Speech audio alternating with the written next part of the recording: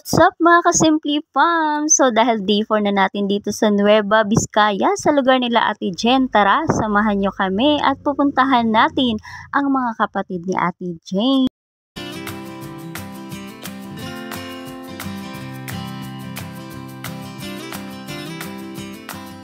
Bali, ang una po namin pinuntahan guys ay bahay ng ate ni Ate Jane. So sabi ni Ate Jane, dito daw sila dati-rati nakatira. So ayan guys, yung bahay nila. Ang ganda talaga ng bahay talaga pag nasa probinsya tayo, no? Parang sa amin lang, simple pero masaya. At dahil tanghali na rin kami dito nakarating guys, ayan, kung nakita nyo naman, ang sarap, dinuguan, special luto po yan ng ate ni Ate Jane. At dahil tapos na kami doon na ng halian at bumisita sa ate ni Ate Jen. So ayan guys, sinatid po pala kami ng kuya ni Ate Jen. Ayan ang kuya ni Ate Jen.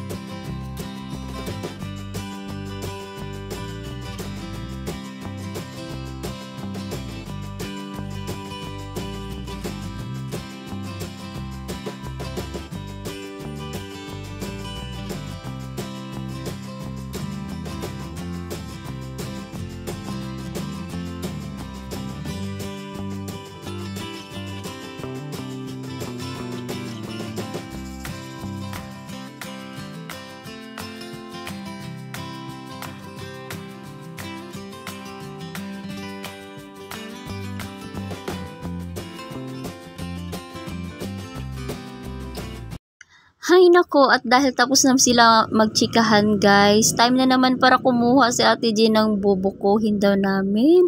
Ay, Diyos mio ko iha, baka ikaw ay malaglag. Sana malaglag ka naman sa tamang tao, charot.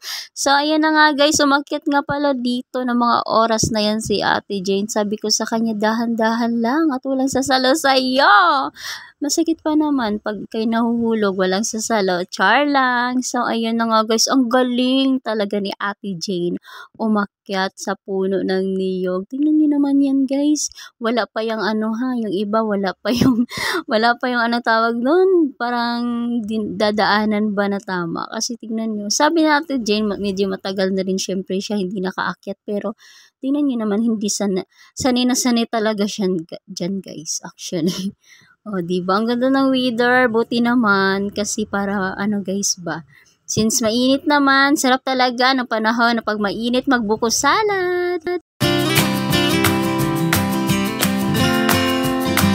Ayan na mga ka-Simply Fams, dahil bumaba na sa Tijin at kumuha na ng mga buko na ito. Ang lalaki ng mga buko nila guys, hindi ko alam kung ba't ganito. Siguro, depende siguro yun sa klase ng buko, diba? So, ayan guys, yung kuya ni Ate Jane, ang bait po niya ng kuya ni Ate Jane, as in, marunong makisama at saka friendly kumbaga. Ayan, fresh buko.